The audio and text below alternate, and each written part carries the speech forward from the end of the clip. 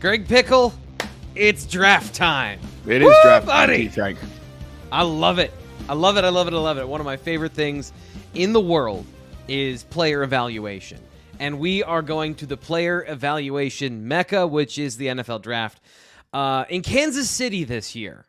How do you feel about the roving band of draft going everywhere, going Cleveland, going Nashville, going Vegas, and this year it's in Kansas City? How do you feel about that? Well, I think it excites people in those particular towns, Frank. So when they first started doing it, I wasn't sure about it, but it's just kind of gotten bigger and better and more of a spectacle with each passing year. And so, hey, I think the NFL is a brilliant business model. They clearly know how to sell their product, keep their product in the news, and get people to pay to both consume their product at home or at a restaurant or in person. And so I would assume that their numbers tell them that the more they move this thing, the better off they're going to be from a revenue generation standpoint. And so whether I like it or not, I do like it. I think it's kind of cool. You see different people every year. And, obviously when it was in New York, it was a tradition, and those are great. But to take it to places where people have never seen it before, and obviously you're taking it to some feverish football hotbeds for the most part, I think it's exciting. And I'm sure the Kansas City crowd will be revved up and ready to go as well. So that's what we're talking about for the big portion of the show today. Greg put out a fun article at BlueWhiteIllustrated.com earlier today where he predicted every single draft pick, where every single Nittany Lion that's going to be drafted, he's got them going to a specific spot in the exact round and pick. He's going to be 100% right. And we're going to go through that. It will not be, but it'd be nice if it was, yes.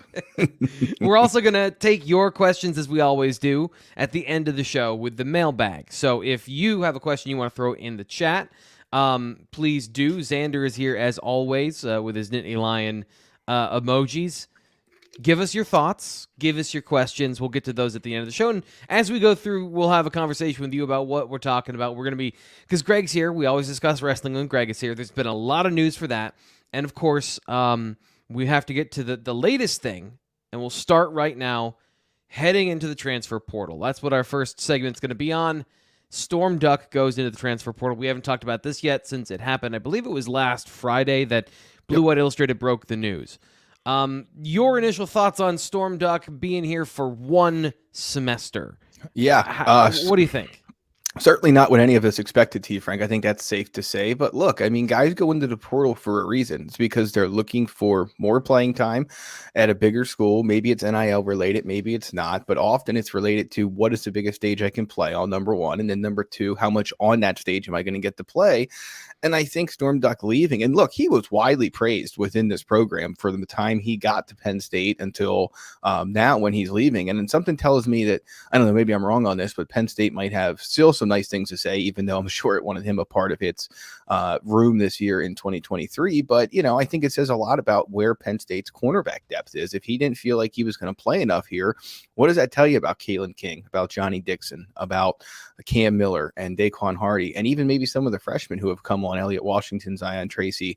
You've heard Sean and Ryan talk about them a good bit, and Nate as well, of course. So, I think it says a lot about this room. Penn State fans should feel very good about this cornerbacks room, even though it's down an all ACC second team pick, who many people were excited about when he got here. But to me, if he feels like he wasn't going to play enough, then he's going to have to go find somewhere else. I'm just not sure what stage he's going to get to play on compared to the one he came to in the first place, which was a top 10 school, obviously, in most every projection that's out there, statistical models, media picks, or otherwise. So, I think it says a lot of, again, being a little bit repetitive here, but I don't really know what else the takeaway should be. I think that it says so much about the strength of this room that he felt like he was in a place coming out of spring where he wasn't going to get the snaps that he wanted.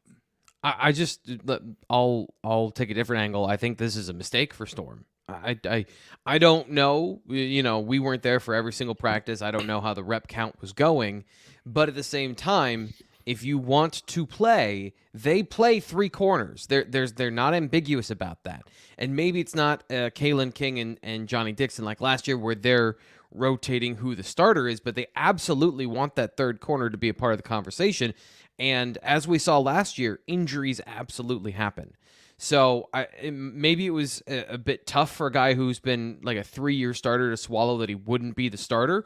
But that's what he signed on for. That's the room he came into, right? There was no secret about that. You talk about no ambiguity. There was no ambiguity about what he was coming into, that Penn State had a preseason All-American coming back and a guy in Johnny Dixon that they feel very good about. So, to me, I just think that obviously he was a guy who played a ton in North Carolina. And to your point, he would have played a good bit here. But if he didn't feel like he was going to play enough, I guess I get moving on. But, at some point, you got to pick your spot and go with it, or you're not going to have anywhere to play in the fall. So, to miss spring practice elsewhere, obviously, is another challenge we'll have to overcome when he moves on to the new school as well. That's to me, and that's kind of the calculation here. Is it's a big gamble. He's got to find a place where he fits, that will accentuate what he's good at, and that he can start and will be on a large enough platform that he can get to the league. That's what this whole thing has been about, right? Is this last season, how does he put enough tape out there and prove that he is a draftable cornerback? And everyone wants to be in the top 64 picks, right? So everyone wants to go and play well and be a second or first round pick and go to the NFL that way. And when your back's up against the wall here, I'm concerned. Like, this is not me trying to say that he's like, this is no gloating here. Like, I'm concerned for Storm Duck. I never met him, but a guy in this situation who obviously is good at football, obviously wants to go to the next level. This is a pickle for him. So hopefully he finds a good situation and he does get what he's looking for. But I think as far as positions where he could have had an opportunity to shine, Penn State's their system, press man coverage, like, if you can hang in it, you can make a lot of plays. You saw what all these corners did last year. So from Penn State's perspective, are you concerned about the depth? I know you wrote about this at BlueWhiteIllustrated.com. We both kind of wrote about this in our own ways. So are you concerned now that Penn State only has 2 proven corners and then a lot of young depth behind them? No, I'm not, because Cam Miller is a young guy who obviously didn't play as much last year as some of his teammates did. But when you talk about spring and summer breakout picks, T. Frank, he's almost at the top of the list, if not one of the clear-cut guys in my mind. I think he has so much talent. They have talked so highly about him since he got here. The fact he was able to burn his red shirt last year, I think, speaks volume. I mean, look, do you feel great when a guy like Storm Duck leaves? No. And the reason for that is very simple. Why did they bring him here in the first place? They wanted another veteran corner. What do they now have? Not another veteran corner. So, I think you have to keep that in mind as well, is that when Penn State's out looking to fill needs, obviously it thinks that it has a situation that it needs to grab a hold of and try and fix. And I think it did that initially with corner and Storm Duck in terms of getting another veteran guy in there. But am I worried about the depth? No. And I think the other thing I would say along those lines is that we've heard good things this year, T. Frank, about the situation at corner when it comes to the freshmen, the January enrollees. Elliot Washington's received praise. If you're watching on YouTube, you're looking at that right now. Lamont Payne's in that room, of course. And Zion Tracy as well. So, those guys are going to have to add some weight. But Terry Smith said, speaking specifically about Tracy and Washington on after one of Penn State's spring practice, that those guys are going to make the travel squad, and it would just be a matter of how much they would play, be it on special teams. Can they save 4 games? Do injuries cause something, etc.? I think that's probably out the window right now for one of them, unless they're going to divert from what they've done since really Terry Smith has been here through Brent Pry and now with Manny Diaz, and that's rotate a lot of corners. So if one of those guys is game ready, you can start writing the which Penn State players burned their red shirt stories that we'll write all fall long now. Because one of those guys is certainly going to be a part of the rotation if they're ready. Could Penn State find a corner in the portal at this juncture and bring somebody else in? Maybe. I guess we'll see. Keep in mind that portal window closes soon, but graduate transfers can go into it anytime. There are still teams that have not finished spring yet. There are a bunch of spring games this weekend. Not a ton, but enough that you're going to get another blast of portal entries Sunday and Monday. So there certainly is time for Penn State to attack things at numerous positions. Whether they want to do that at cornerback, we'll have to wait and see. But, obviously, again, I think that, am I worried about the depth? No, but I think it is a caveat that must be mentioned that they brought him here for a reason, and that was to fill a specific role that he'll no longer be filling. I do actually have a concern about the depth because injuries, we've seen each year over the last couple of years, injuries have hit the cornerback position. They've hit every position. So you have 2 of the better starters in the Big Ten.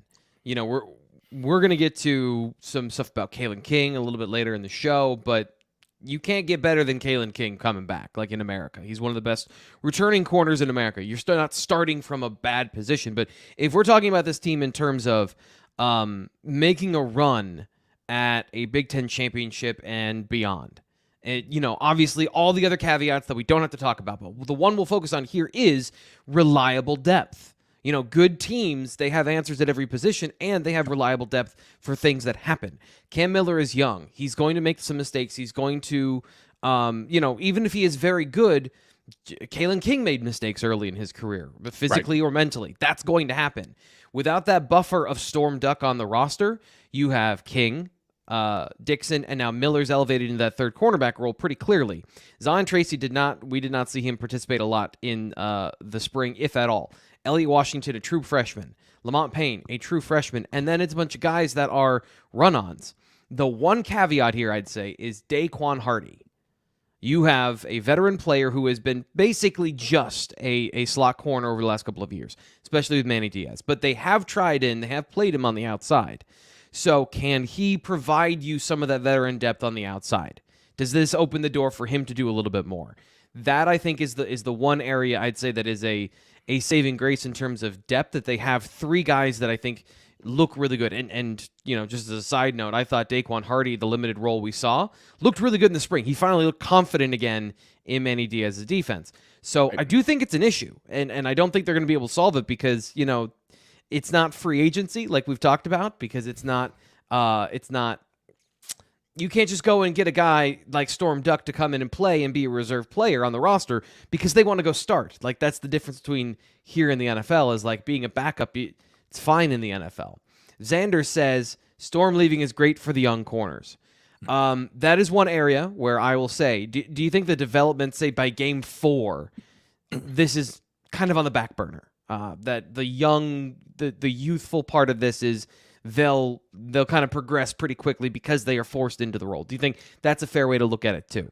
Yeah. So what does Terry Smith always say, T. Frank? And I apologize. I'm not looking at the camera for watching. I'm trying to find a quote here from Terry Smith to make sure I didn't misquote him a second ago, but I'll do that here in a second. But, what does James Franklin always say? And it's very simple. It's that when you are at a point, whether it's week 4, week 6, week 8, what have you, when Penn State thinks you're ready to play, and hopefully my barking dog's not coming through, but when Penn State thinks you're ready to play and you get those first few games under your belt, you're no longer a freshman. So, that is a step that these guys are going to have to make. And like I said a few moments ago, there are guys on this roster that are going to have an expanded role at cornerback. There's just no two ways around it this year. Penn State's going to need those guys to be ready to go. And that's something that, again, they're going to have to train for under Terry Smith, under Manny Diaz, and try and get ready to go as fast as they can. I do want to correct that because I said Zion Tracy on the travel squad, but you're right. It's Elliott Washington and Lamont Payne. So let me just fix that mistake I made a few moments ago. But yeah, those two guys, if Penn State brings you in, they think you're a player, and that's obvious. And the further you are away from the ball, the more likely you are to get on the field sooner. We have seen that. Cam Miller is living proof of that last season. So at least one of those guys are going to have to be ready to fill that role. And is it a non-conversation by game 4? We'll just have to wait and see. You talk about young guy mistakes. You also talk about how many reps does Penn State want to play Kalen King and Johnny Dixon? Do they play them more snaps than they usually do their top 2 corners? That's another conversation they're going to have. And then I think you make a great point with Daquan Hardy. He's a guy that I thought had a very up and down year last year, but to your point, he did look more confident in the spring. They're going to need him to be. They're going to need him to play like a veteran guy. And then the other thing I would say, and I don't think this comes into play, but when you talk about injuries, one of the things we always talk about along the offensive line is versatility. Can you play guard? Can you play tackle? Can you play left? Can you play right? Let's not forget Penn State's moved some cornerbacks to safety. Now, there's a reason for that. They think they're better safeties, and also they needed numbers in that room. But it's not like you have a bunch of guys playing safety who have never played cornerback before. Is an adjustment? Yeah, no question about it. You also have Christian Driver, who I don't think Penn State's going to revert him back to the defensive side of the ball. He made pretty clear he wants to play offense. They made pretty clear that was their stance. But if you got into an absolute horrible pinch, it's not like this guy didn't suit up in the Rose Bowl. So I think that that's something to keep in mind too. You have some options here to move guys around. I'm not sure it's moves they would want to make, but let's be honest. What reactionary moves to injuries does any college football team want to make? Clearly, they have a set plan for a reason positionally, but I think that's important to keep in mind as well. There are some options at other positions on the roster should the injury bug bite bad, or should you get some kind of crazy situation with targeting or ejections or things like that. Like this video if you're watching right now, subscribe to Blue White Illustrated here on YouTube, and of course, if you don't mind, subscribe to bluewhiteillustrated.com and here on the YouTube channel. We got to get to the next thing, and that is The transfer portal, but for we only assume the transfer portal exists for basketball and football sometimes, but it is very big in every other sport, and wrestling has been reaping the benefits of that. So Penn State wrestling, national champions, reloading. Greg, take us through what's been going on in the portal with the Nittany Lions. Yeah, so Penn State's 3 for 3 now, T. Frank, this offseason on its top portal targets. Let's just take them in order.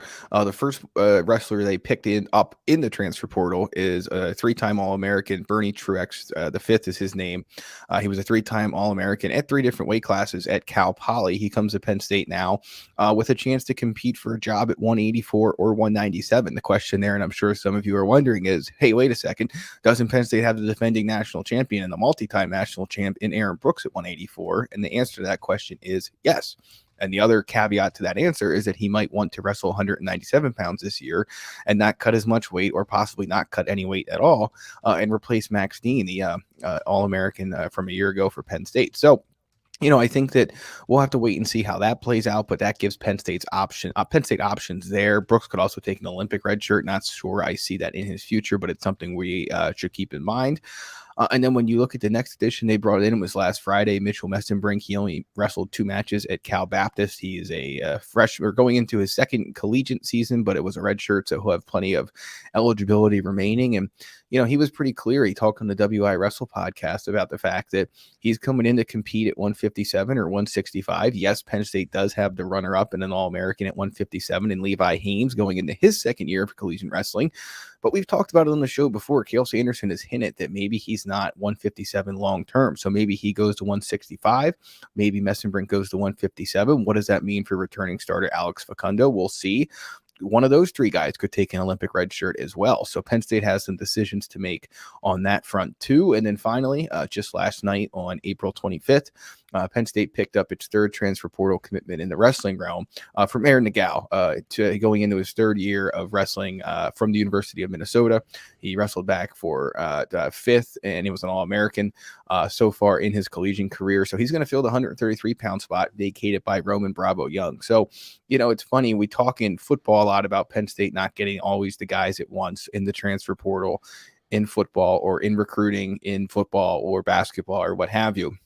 And wrestling's the complete opposite. They don't get every single guy that they want, T. Frank, but it's pretty close. The hit rate is pretty darn close to 100%. Yeah. So yeah, a good offseason so far for Penn State wrestling as it tries to plug some lineup holes and build depth for the future. And of course, try and defend that national championship it won back in March.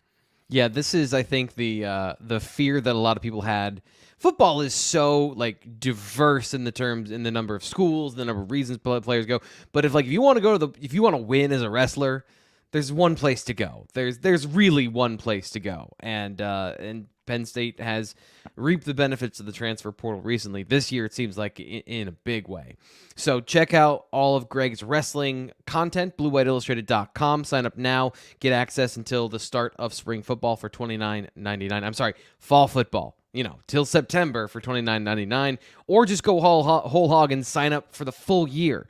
Either way, it's a great deal because you're getting all kinds of insider information, and we want to make sure that you stay in the know. Today's show is powered by Rogue Shop. As always, our live show, our football live show, powered by Rogue Shop. And if you don't know what RogueShop.com is, Rogue Shop is Shar and Mr. Rogue, who are Richard, are craft cannabis farmers specializing in small batch sustainable plant medicine.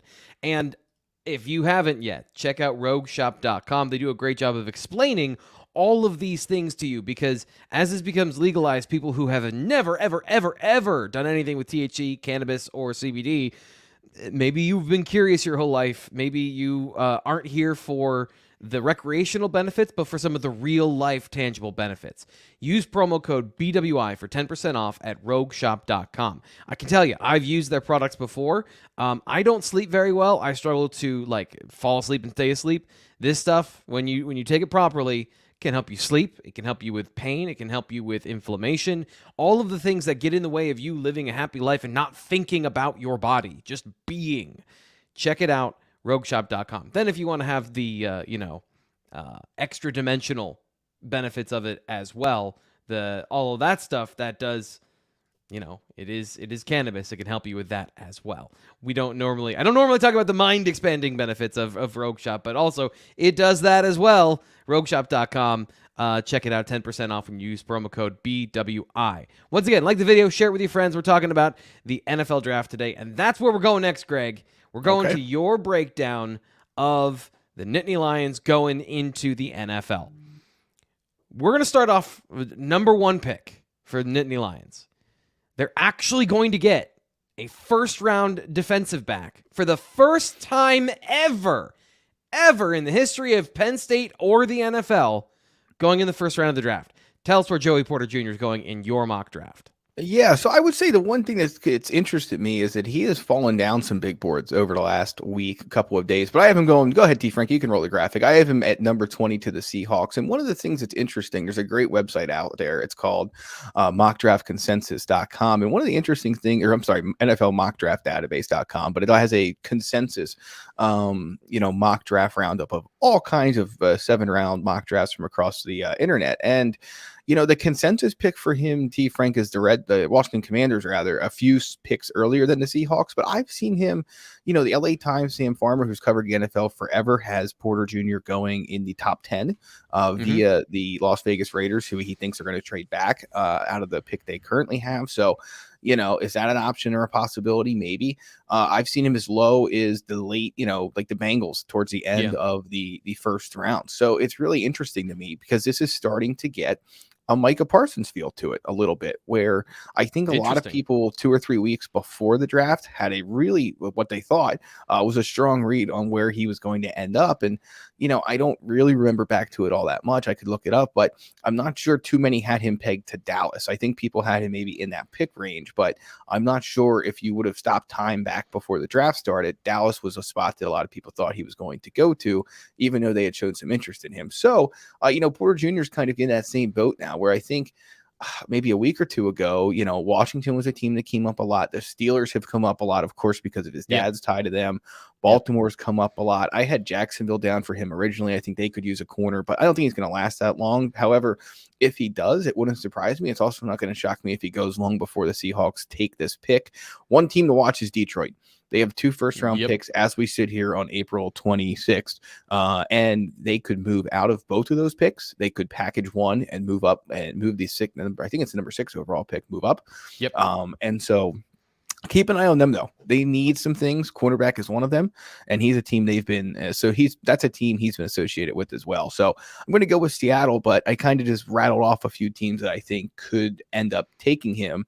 There's probably a few more, too. Baltimore, I think, has come up as well.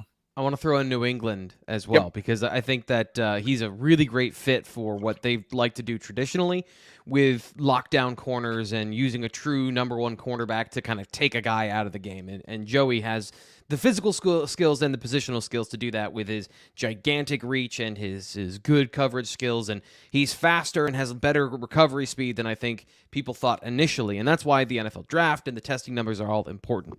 To me, this pick comes down to who's cornerback 2 in this draft. Devin Witherspoon out of Illinois is the number 1 guy, I think, by consensus across a lot of different big boards and things like that. And then it becomes preference. Do you like Christian Gonzalez or do you like Joey Porter Jr.?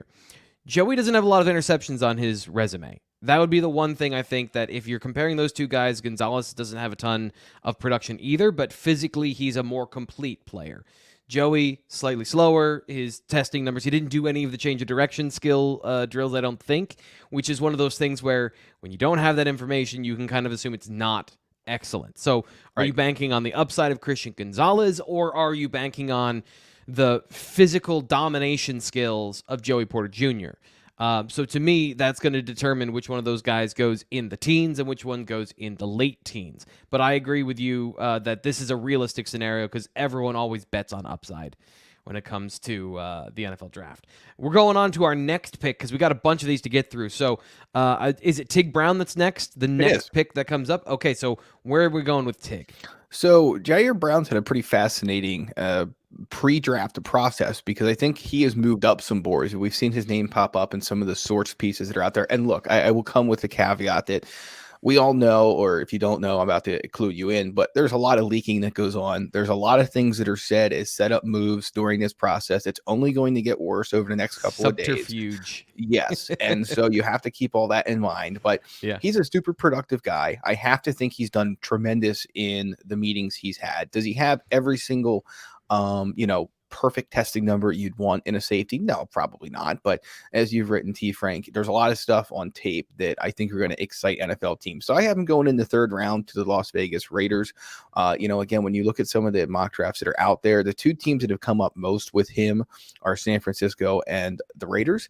And so to me, I think that he could fit the mold of what they do defensively. And I think that they would like a guy who can be a little bit of a risk taker in the back, can play against the run, obviously is good against the pass. And so I think that fit makes sense. And look, I mean, we're projecting round 3 before round 1 even starts. So, you can kind of only make so many things fit before the trade start, and guys get passed over, people fall, things like that. But I like him as a fit in Las Vegas. And either way, just based on what's out there, it seems like there's some West Coast teams that are interested in him. So if it's not Las Vegas, I still could see him ending up on that side of the country when all is said and done to start his NFL career. I don't know the Raiders' defensive scheme very well because Patrick Graham, I think, is a first-year coordinator for them. So I don't necessarily know exactly what their scheme is like. To me, the most interesting thing about Tig is that he's got free safety skills. The 10 interceptions, the majority of them came as kind of a deep free safety. Guy reading, reacting, and going to the football. But in the NFL, they like archetypes. They like guys that are a true free safety and a true box safety. Not as many teams run a kind of a blend of the two. So Tig does not have the physical skills, the length, the size, the range to be a free safety in the NFL in every scheme. I also don't know that he's big enough to play in the box, and that's where everyone projects him because he isn't the other stuff. But I think his physical skills be damned. I think he's a free safety. I think if you want him, to me, I look at, and this is how this is going to go, by the way. You're going to give your pick, and then I'm just going to give my analysis of what I think the best fit for these guys is. He needs to be in a 2-high system, somewhere where he can come up and play the run, because he does play the run with abandon. He is very much a guy that wants to be good at those things. I think he improved last year, but he wasn't necessarily a standout as a run defender. I think tackling can be an issue for him at times in space. I even asked him, we had a conversation about it, like, what's harder, tackling somebody who's a free safety or tackling somebody in underneath coverage when you're the guy one-on-one in the flat? And he said, well, I still got longer to learn about it because it was early in the season, but I'd have to say underneath coverage. And if he's going to be there in the NFL against better athletes, I'm concerned if you're putting him in that position full-time, because that's a position for him to fail. I don't know that he's a man cover corner as well. Like, so if you're in a traditional cover 3, at times you're in a lot of man covered situations as an underneath defender. So he's got this kind of unique blend of skills to me that says 2-high safety. He does everything well, but nothing stands out. So teams that like that, I think the Rams are a good position for him, and the hometown Buffalo Bills for me are a good position for him. Teams that are not going to emphasize size and or speed. Teams that want guys that can do a little bit of everything. So the Raiders, with Josh McDaniels, Josh McDaniels. It's a wild card to me. A lot of new stuff there. So let's move on. You have him going in the 3rd round. Who's the next pick? Yeah, so it's Brenton Strange, and it's not too much later I have him going. So I have him going in round 3 to Miami Dolphins, and there's not really a whole lot of thought that it needs to go into this one, T. Frank, and you can talk about the system and why Mike Gesicki didn't fit in it, why Brenton Strange could. Miami had a big presence. You were there at Penn State Pro Day. Miami doesn't also have a tight end. So when you put those two things together, I think that is the most logical fit for him. Now, don't get me wrong. The Dolphins are not the only team without a tight end, and maybe they have a different plan or a guy they like for how to solve it.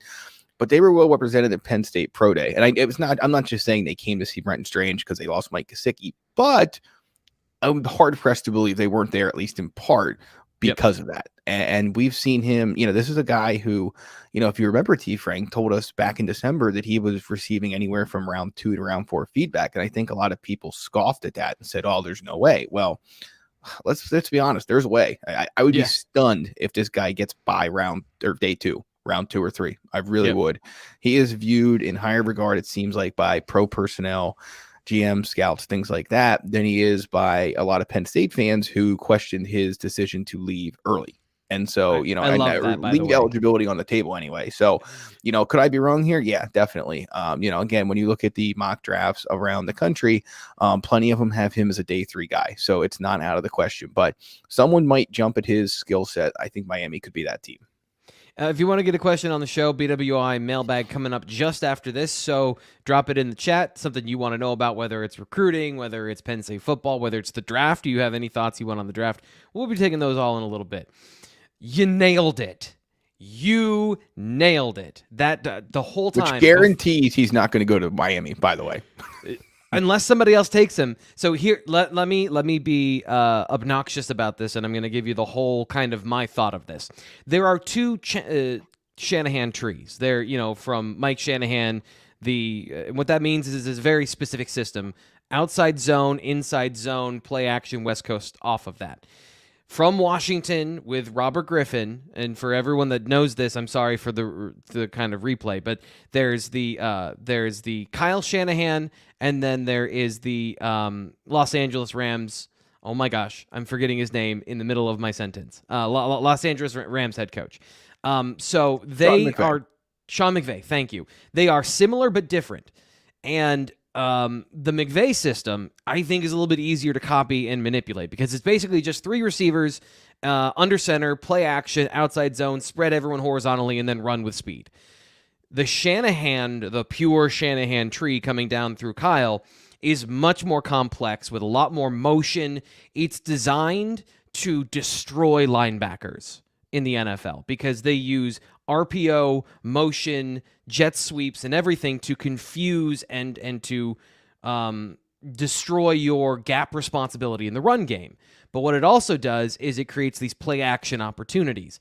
This is what Brenton Strange is made from. And if you want to mainline that Kyle Shanahan stuff, you can't get any farther. You can't get any closer than Mike McDaniel, who is part of the evolution of that run game, who is now the Miami head coach. They need a Kyle Juszczyk for this system. That is the fullback / tight end that San Francisco has had over the last couple of years. That is the utility player that does it all. He's not the inline George Kittle guy. And that's not what I don't think Brenton Strange is going to be that guy. He's going to be the person that lines up in the backfield and then suddenly motions out to a wide receiver, and you've got a real problem because he actually can run routes. Or he's going to line up and motion and get into play action and underneath coverage and et cetera, et cetera, et cetera. Using him in a bunch of different ways to get him open and to get him one-on-one with a linebacker or a safety where he'll run that dude over. That is his job. So when we talk about Penn State fans thinking he needs to come back for blah, blah, blah, his job is not to be Theo Johnson in this offense. His job was to these play action passes. He's not the guy running up the seam every play. You saw literally Tyler Warren and Theo Johnson were the guys doing that. He was doing all the dirty work nobody noticed. The NFL wants him for that because this Shanahan system has proliferated to a bunch of different teams. So I would say a Kyle Shanahan system, but even the Sean McVay stuff, I think he could fit there as well for a team that wants to evolve and add more play action and F and H back type guys. So I've been saying Miami the whole time because you're right. It's the opposite of Mike Gesicki, who is just line him up in the slot and let him go play basketball against the safety. They want more from that position. He provides all of the things they are looking for. I think if he was better at certain areas, catching down the field, his route running in short and intermediate, I think isn't great. If there's one area he's a little bit slow in his transitions, so he's not going to be that George Kittle again. But other than that, he's perfect for the system. So now that my rant is over, where are we going next? We're moving on to day 3, T. Frank. So I think one of the interesting thing about this, and I spelled Juice Scruggs' name wrong in our story at BlueWhiteIllustrated.com, so that's now fixed. But one of the interesting things about this draft is, and I wrote it in our story, is that I could see day 2 being busier than expected for Penn State. I could also very easily see it very quiet. I mean, I feel like, again, when you just laid out why Brenton Strange could be a 3rd round pick, it is a wide consensus now that Ji'Ayir Brown will be a day 2 pick. Not sure it's a guarantee, though. I feel pretty good about both of those. Not sure it's a guarantee. I could see Tig dropping because of the physical things. Like if teams don't feel like he fits their system, the difference is it's not a good safety draft. There is not a deep number of these guys that the NFL is going to want to prioritize over him in this draft. I don't think. I haven't seen a whole lot of that. So let's move on to day 3. And where I'm going with this stray thought is that there are 2 guys on day 3 at the start of day 3 that I have them down for that I could see one of them sneaking into round 2. I've seen 7-round mock draft, I'm sorry, day 2. I've seen 7-round mock drafts that have them there. Let's start with Parker Washington, though. I have him round 4, T. Frank, to the New Orleans Saints, and we don't have to go too in depth here with Parker Washington because we're talking about day 3 picks a day before the draft even begins. But what I will say is that when you look at his skill set, I don't think that he is going to be as impacted by not doing the pre-draft workout stuff that a lot of people seem to think he will be. Ultimately, this is a player that is shown a lot on tape. And I'm pretty sure he has smart people around him who, wouldn't have advised him to leave if it was going to keep him from being undrafted. Todd McShay talking recently about how some NFL teams might see him even being a running back potentially, or at least in that kind of hybrid running back receiver role. Whether that's the case or not, we'll have to wait and see. Because obviously he was a returner. He's not unaware of how to handle the ball in his hands and in ways other than being a receiver. But yeah, I think when you look at you look at him, he's a guy that someone might leap at on day 2. I think he's probably a day 3 selection, but I don't think he gets past the 4th round. So I think the Saints might be a team that fits for him. Yeah, especially with what they have on the offensive roster, Michael Thomas and the Ohio State receiver from last year as well. Looking for a slot receiver, like a pure slot receiver, I think that's a great fit. Parker, personally, I think for him, it prevented him from being a surefire day 2 pick by not performing this offseason. Because, the question about moving him to running back means that his speed is in question. And, I understand he's 212 pounds and people look at him. I've joked that he's the closest thing to Saquon Barkley's calves that we've seen at Penn State. I mean, you just look at this photo we have of him here on this graphic. Is like he's built like a tank. But I don't think he's been healthy for 2 years. I don't think he's been fully himself. And so I think his tape is good, but not what you would expect from him as the guy who should have been the next in line to be the lead receiver for the Nittany Lions. So if the tape is good and there's absolutely no information about what he does as an athlete in these testing situations, some teams are going to remove him from their draft board. And that's where I think he slips into, I think 4th is fair. I could even see 5th. For him, there's no question. All of that missing information and missing the end of the season. He didn't practice last spring either, so like he hasn't been healthy in a while, and I think that has an effect. And if an NFL team is smart and can see through all those things and they want to draft him, I think the value is there for him to be a steal because of all of those things. If he can stay healthy. And that's the biggest thing is he going to stay healthy moving forward? So yeah, 4th might be a little high for him. Again, when you look at the consensus mocks across the board, there's one guy that has him in the 2nd round. Most people have him rounds 4 through 5. So I think you're going to see him on day 3 in all likelihood. Maybe someone jumps up, but just with where he's at, I'm not sure I see it. So let's move on to Juice Scruggs, T. Frank. He's a guy who, came back from a off-field injury, has really, I think, had a nice career for Penn State. Another guy who I think some Penn State fans thought, he should have stayed another year. It would have helped him. I'm just not terribly sure it would have. I have him round 5, number 167 overall to the Los Angeles Rams. Again, when you start looking at these round 5s and trying to find fits, you could pick just about any team out of a hat for the most part and see where things fall out. But, I was looking at the Rams depth chart a little bit and kind of what his versatility could bring to the table. And I thought they make sense in that slot. But, I've seen him anywhere 5, 6, 7. I'd be surprised if he goes undrafted. I think he has enough going for him to find a home within the 200, however many picks there are. I think it used to be 256. Now I feel like it's more. There's a lot of compensatory stuff going on. Plus, we got to subtract the Dolphins' forfeited pick, and it gets a little messy. We're just going to go with 200 some. But yeah, I think he finds a home. Is it round 5? Is it round 6? We'll have to wait and see. Again, one of the most important things to remember on day 3, T. Frank, is that so much of it comes down to how many picks do you have left. How much do you like a guy? And do you feel confident that he and his agent are going to take your offer if you don't draft him in the undrafted free agent pool? So much of what happens on day 3 comes down to that. So, you might see a guy go early, or you might see a guy that you were thinking and we're going to talk about one in a second, that you think, wow, there was no way on earth he was going to get drafted. And then all of a sudden he goes round 6, round 7, one of those compensatory picks, or someone has 1 pick left or 2 picks in the 6th round and they take a guy, and people say, well, just remember, while you're looking at it as, I can't believe they just took that guy, they might look at it as, we think this guy is capable of something. We think we are going to find nothing better in the undrafted free agent pool or the current free agent pool or what have you.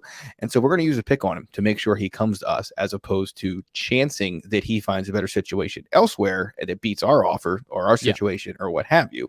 And so I think Juice Scruggs is one of those guys that is very possibly someone that could fall a little bit if other players in teams' minds better fit that role, or move up a little bit because of the same reason.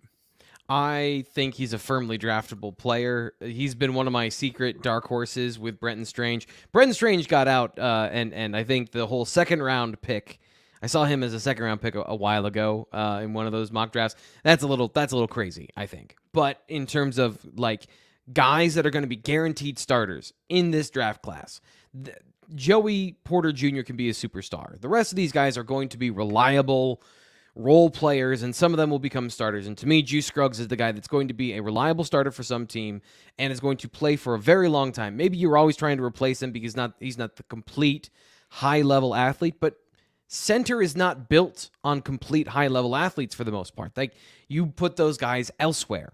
The center typically has help from one of 2, maybe 3 positions in the offense. Both guards can help the center, and the center can help both guards. And the running back can help with blitz pickup. So you're not on an island. You are the most insulated as a pass protector. And then in the run game, combo blocking, if you got big guards, et cetera, et cetera, et cetera. I love that you gave him to another one of those zone teams. I think that's where he is, his quickness, his lateral agility, his ability to reach block, his long arms, and his good frame. All those things are absolutely draftable for a number of different positions. If you're looking for a 320-pound center to beat up nose tackles, no, he's going to be a guy that's going to be good. I don't think he'll be overpowered in those situations, but he's not going to be that guy. But very few people are looking for that particular thing at center anymore. And by the way, somebody please in the chat tell me what Juice Scruggs was going to gain by coming back to Penn State. I love this idea of like, he should have come back. And it's like, because you wanted him to come back? Like, that's not good for him. That's good for you. There's nothing more to gain for some of these guys going back to Penn State. They have they are what they are. They are fully developed. So speaking of fully developed, let's get to the final pick here. And I'm just going to play the graphic because I was stunned. Sean Clifford. Yep. And this goes to my point of guys that might get picked up because, I was really surprised not too terribly long ago. I think it was a week or 2 ago when I read that he is considered a priority free agent in this draft class. And I thought, really, that's going to surprise a lot of people. But I keep hearing it, and I keep, learning that they're obviously, and the more visits he goes on and things like that, there are obviously teams that might value having him in camp at the very least, or giving him a tryout or what have you. So I have him in round 7 to Tampa Bay as a possible fit. And look, the team in the 7th round, if I get it right, wonderful. But it was more the emphasis on, I think someone's going to try and grab him late, with the idea being that we want this guy for whatever reason it might be. We think we can get X, Y, or Z out of him, and we're not chancing losing him to the undrafted free agent pool. So that's why I have him there. I think there's a couple of teams that have shown interest in him and may decide that they just want to say, you know what? Instead of taking some guy we're probably going to cut, and Clifford will probably get cut too, of course. But, if you're looking for whatever it might be, that you think he can bring to your team, and you don't think you can get him in the undrafted free agent realm, maybe you take him there late and see what happens. So I think he's going to get picked. I really do. We'll have to wait and see. But if not, I don't think, as many think, that no one's going to be lining up for his services at the start of this NFL process, even if it's just to get him in the rookie minicamp. Yeah. So you have opened up my mind here, because until today, I've done multiple conversations and interviews about the draft and said, like, I don't see him as an NFL quarterback. But if he never has to play, he's an excellent player on a team. Understands football at a deep level. Can draw it up X's and O's, understands what's supposed to happen, can give you every check. He'll memorize your playbook very quickly. And as long as he never has to execute it, if he's in practice, I think that you're right. That is a very valuable player to have on your roster. As a football player, he has an arm to throw the ball to any part of the field, not off platform, but when he's on and he can set his feet and throw and everything's fine and throw in rhythm.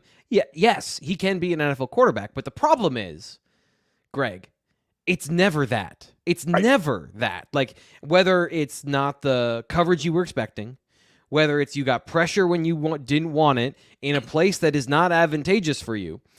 All of these things, I've described him as a deli where you only get a certain number of toppings, and you have to pick which ones you want each week. Blitz pickup, great that week. Throwing under pressure, he can do it, but he's not going to find his check downs, and he's not going to do X, Y, or Z after that. You get 2 or 3 things in the moment from Sean Clifford. So I think you're right. As a 7th round pick, as a guy you want to bring on in your roster, develop as a backup emergency quarterback, okay. Look, I would put me. his draft odds at probably still 30%, maybe 20%. That might even be high, quite honestly, maybe closer to 10.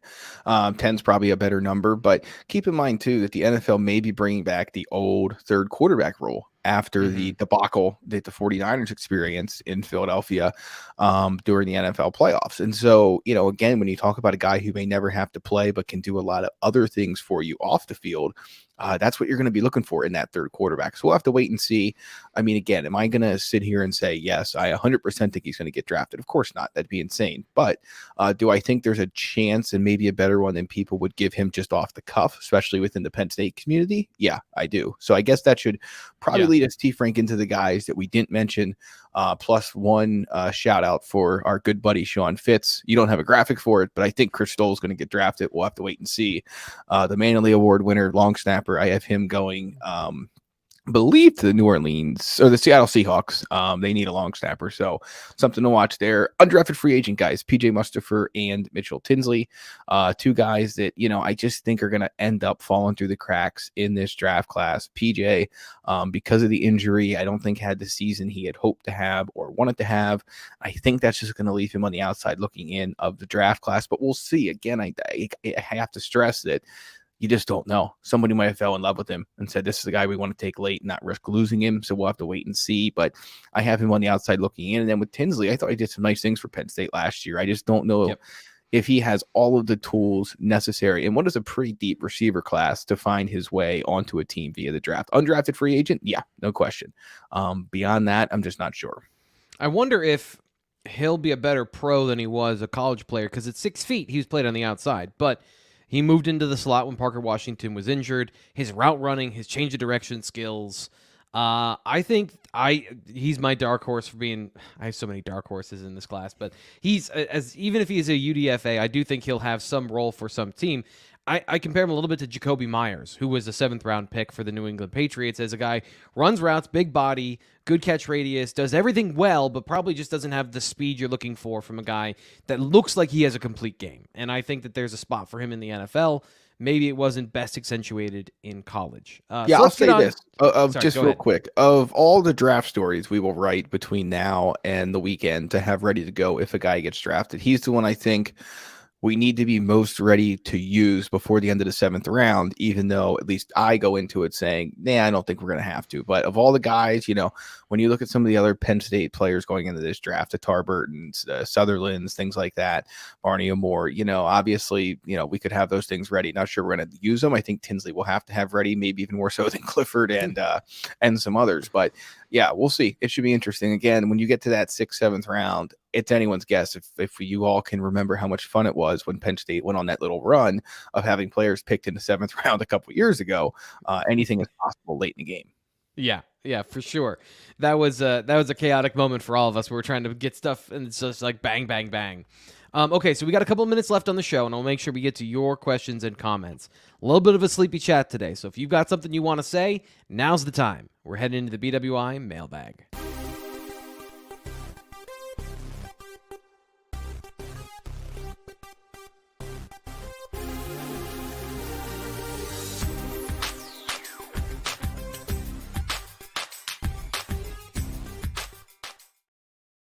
Our first question, Greg, is about offensive line recruiting in 2024. Why wouldn't it be after a crazy week where Penn State got 2 players and, since the Blue-White game, a slew of offensive linemen? So Penn State 2012 says, with the latest O-line commitments, how do you see the class finishing out? Any added pressure on Satterwhite and Haywood, that is William Satterwhite and Kevin Haywood, who are Penn State's, I think, remaining top targets at offensive line? For me, I think that the tackles they took, underrated right now, depending on how they develop their senior year and depending on what information we get on testing times in the intermediary, are going to be guys that rise up. I think both are 4-star prospects at tackle. So that's going to help the class. But in terms of pressure on Satterwhite and Haywood, they have options. And clearly they're weighing those options. So I don't think it'll put any more pressure on those guys. Because from what I can tell and what our experts say here on this show, on the Monday show, both those guys are takes no matter what. So there's a spot for them. They'll find a spot. Greg, from what you've been following along with the situation, do you have any differing thoughts on that? No, I would just say that obviously the Monday show with Sean and Ryan or the Lions Den Forum message board is the best place for that question to be batted around. But no, I mean, just reading the guys and the tea leaves and everything else, added pressure. I mean, at some point, yeah, you're going to have too many bodies and not enough scholarships to give out. But I think we're a ways from that point in time. Yeah, and I would say that the pressure already happened. That's why you got Egan Boyer on right after Garrett Sexton. And both guys probably wanted to commit, but that might have been what you were looking at when you were talking about pressure getting guys to commit. Right. And could have a little bit, sure. I mean, obviously, again, I think that one thing that's important to remember is that it's a domino effect across the country, not just at Penn State. But, when you're looking at these things, you have to remember that there's other schools that are adding guys or possibly not adding guys that may open spots up here or there. And I'm not implying anything in particular with those two guys, just a general thought that there's always more puzzle pieces than what sometimes we realize, just being hyper-focused on the Penn State side of things. So I will, Xander has been great today, so I will answer this question, but it is one we get regularly. The long way to go in 2024, but is this the top 10 class when it's all said and done? Our experts don't think so. I'm also of the mind of that, although they are in a good position with some of their top defensive targets as well on the defensive line. Getting 5-star guys, I'm just quoting Ryan here. Getting 5-star guys and getting high 4-star guys is the key. We had this calculus last year. Can you get like 18 4-star guys? Or can you get a couple 5-stars and some high 4-stars? Right now, Penn State's class is comprised of 8 3-star players. So the answer right now is no. Now, as we talked about recently, we're a long way to go in the recruiting process. So there's still updated rankings to go for a while. But I don't like it right now. If I'm going to shake the magic 8 ball, it says looks doubtful is the right. way I'd answer that.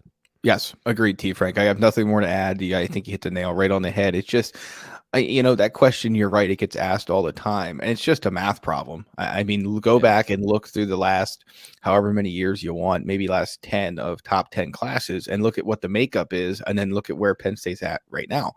And just do the math. And can they get there? Again, if they get some guys bumped up in the ratings, yes. It of course would require them not having any guys bumped down in the ratings. Yep. And then they'd have to land some big name guys as well. So tough road to climb, but I don't know if it's any more as much of a focus as maybe it used to be to have a top 10 class. I mean, you need to, you want to be as high as you possibly can be, right? But more than anything else with the portal, you have ways to address issues that in the past you felt like you could only solve with a top 10 or a top 5 or a top 8 class. So I think that's important to keep in mind as well. Yeah, and we're going to go right to the second part of this question, which comes from the Lions Den message forum. Great way to subscribe, bluewhiteillustrated.com. You can get on the message forum, and we'll take your questions that way. Almost a guarantee, not a guarantee, but a strong likelihood they'll get on the show that way. Jason in the message forum says, are we loading up on 3-star recruits because our staff is really good at finding diamonds in the rough before the rest of the college world recognizes their talent, or is Penn State getting shut out of recruits because of NIL or something else combining of those factors? Greg, I will go first because I've got some thoughts about this particular class that I'll get to in a second. Okay. All right. So let me go through the class, and I'll tell you guys that I think are underrated right now in the recruiting process. Luke Reynolds is 6'4" and runs a 4.6. Antoine Belgrave Shorter is maybe not as fast as John Mitchell, but has exceptional positional skills. I already mentioned Egan Boyer, I think, is a 4-star tackle that needs to develop, physically get bigger. We need to get some testing times on him. Caleb Brewer is a wild card. I think he's fine as a 3-star big athlete, but we just don't know what he is, so that's hard for people to really characterize or categorize him when ranking. Garrett Sexton, same thing. I think he's a 4-star player. These are all guys that are ranked as 3 stars. They have a significant number this year of guys that I think are under the radar. That is not always the case. And there are guys on this roster that I think are properly rated as 3 stars. So this group in particular, I do think there is some underratedness of this group. Also, all of the 4-star guys, or a lot of the 4-star guys, and high 5 stars, all those guys, Greg, when do they make their decisions? Yeah, they wait, right? They wait until. Well, you know what? Some of them still do wait until December, and in the very rare case, February.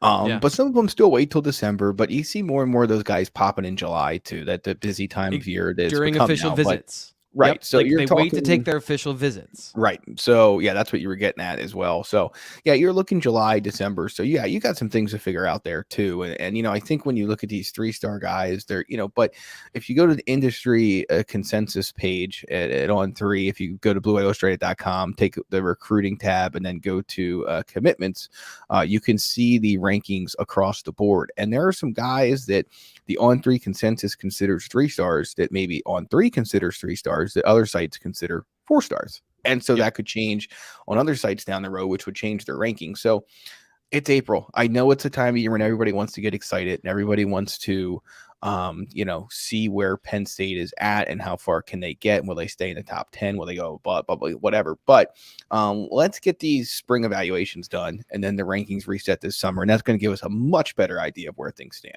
Yeah, here's what Greg was talking about. This is basically the URL he was describing out loud, is where you can see comparisons of where these guys stand. Cooper Cousins, 4-star across the board, but you got some guys down the list. There might be some disagreement on where they land. There might be some agreement that I disagree with personally, but you can check this out, bluewhiteillustrated.com, to see where the composite ranking comes from and where each individual ranking system is. Like, for example, Garrett Sexton, ESPN does not have him ranked whatsoever. They don't have him. They don't have anything for him. The same with Caleb Brewer and Egan Boyer. So it is early in the process. It doesn't feel like it, but it is early in the process. And Penn State to have 12 commitments right now is really good, actually, in comparison to, the overall size of the class. Almost halfway there. I know this is going to be a big class according to our guys, but still, having 12 already is a pretty good place to be. Okay, 2 more questions here. We're going to end with a draft question, but I got to get to this one because Hectic 24, he's a guy that has been a big contributor to the live show recently. Want him to get his question heard. Is the offense really that far behind, in referred to the blue-white game? Was the ho-hum play calling on the blue-white game by design? And was this to avoid showcasing TV any breakout performances due to fear that players will get poached by other schools through NIL and the transfer portal? I labeled this one conspiracy theory when I uploaded it because I think that there's going a little too deep here, in my opinion. But Greg, is there validity to what he's asking? Yeah, I think it's a little bit of both. I think that, we try to read way too much into these spring games and what we see and what we don't see and why. And, it was vanilla because it's on TV and this, that. It's a spring game. The rosters were kind of broken up more fairly this year, but not really. Penn State was going against a lot of its first and second team defense, which, as we know, is going to be one of the better ones in the country. And Penn State has issues at receiver. And they couldn't run the ball. So, when you put all those things together, it was not a good showing. There's no question. Am I panicking? And do I think fans should panic? Of course not. But do I think that, there was obviously some things that people thought might look a little bit different against that first team defense? Yeah, of course. But I thought Ji'Ayir had a nice day. They'll get this stuff figured out at receiver. I wouldn't get too worked up over what that performance might mean for the future. And I would also say this, that in terms of putting things on TV that might, if someone's going to go into the portal, they're going to go into the portal. I'm just not This goes back to the whole NIL thing, and we could spend a lot more time than we have talking about this. But no, I get the question, but I wouldn't read as much into it as I think the question is, for sure. But reach out to me on the board if you want to talk about it more. We certainly can, and I'm sure T. Frank will jump in as well. Yeah, so he's right on that they don't want to put things on film on television, but they don't want to put their scheme on television. That's the main thing is like we see vanilla stuff so that West Virginia, Ohio State, Illinois don't see what they're preparing for next year. And the offense, here's the thing, is the offense might not be as far along in preparing that stuff.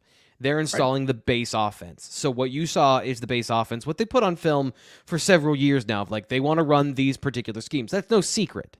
So that stuff is what we're going to see. The defense, and this is the part that's crazy, Greg, and this is something I was thinking about the other day. Manny Diaz's defense, his base defense includes blitzing 7 in a spring game all the time. Right. That's how crazy his defense is. So like that's not a surprise that they were able to do more things because there's more bananas plays on the defensive side. They're returning more players. But secondarily, and this is really the reason, is the defensive ends couldn't be blocked. Like the offense had a bad day because the defense got pressure on almost every single play. Yeah, let's not forget that potential first round top 10, top 5 left tackle, he didn't play in the blue white game. So let's not forget about that small fact when talking about the offensive line as well. Yeah, and the offensive production as a whole, right? There's a couple reasons why, and I don't think it is to keep guys out of the transfer portal because, as you said, those guys are going to transfer if they're going to transfer, and I don't think that the guys being poached in the portal are actually from good spring game practices. I think it's the totality of like Storm Duck didn't transfer because he was on the white team. Storm Duck transferred because he landed on the white team and he thought like I'm the fourth corner here, not going to play. Final question today because we're past our end time, but I do want to get to this because it wraps up with the thought we should get to. Any final Penn State NFL draft predictions before we get out, Greg? No, I think we kind of covered them all. The one that I glossed over, but I do think we could hear Chris Stoll's name called. So that's kind of my out on the limb prediction. But other than that, no. I mean, I think that like every other year, we go into this process expecting one thing, and we're very likely to see another. But ultimately, if Joey Porter Jr. is picked in the first round, as Penn State fans and Penn State and many NFL draft analysts expect, ending that long drought Penn State has had with no first-round defensive backs, it will just be another feather in the cap of Terry Smith and Anthony Poindexter when they go out on the road recruit. And obviously, they're going to hopefully, in their mind, put another guy there in Kalen King next year and maybe continue the tradition of getting guys drafted. So when you look at the history of this program, as deep and steep as it is, there's not a whole lot when it comes to guys from the secondary and specifically corner going into the NFL. So watch that moving forward. Obviously, other programs are selling that too, and at a much greater clip. But everyone got to start somewhere. And for Penn State, this will be that somewhere as they continue to try and build the class of 2024 and beyond. Yeah, my prediction is not about this draft. It's about what happens after this draft. What you just said. Everybody from James Franklin to Chuck Losey this offseason been like, well, Penn State's not developing athletes the same way they were before. Like, that's the strength program. And it's like, or it's the recruiting. And this is, again, no disrespect to the guys in this draft. I think that there's a lot of them that will play in the NFL and have starting jobs. That is not easy to do. That takes a very good football player. But when we're talking about special players, Penn State's going to have 3 first-round draft picks next year. Like they're gonna have Olu, they're gonna have Kalen King and Chop Robinson. Those 3 guys are going in the first round. It'll be by injury or some freak situation where those 3 guys don't have great seasons next year. So you're gonna feel very differently about where Penn State is in the overall ecosphere and the NFL draft come next offseason when we're sitting here talking about the draft and previewing it. That is my prediction for next year, is that this lull that Penn State's been through in the draft is coming to an end because their recruiting and their talent acquisition has improved after the COVID-19 pandemic and all the stuff they learned from there. So that's it for me. Greg, thank you so much for the show today. I had a ton of fun. I think this was a great show, so appreciate you being on. Always a good time, T. Frank. Have a great rest of the week, everyone, and enjoy the draft. We will be covering the draft. BlueWhiteIllustrated.com. I'll have some stuff here on YouTube. And, of course, Greg will be writing stuff up. We're developing our plan for the weekend. So check out our information there. We'll have videos, cut-ups, things like that to get you excited about where Penn State and their players are landing over the next 3 days starting on Thursday. I'm Thomas Frank Carr. He's Greg Pickel. We'll talk to you next time.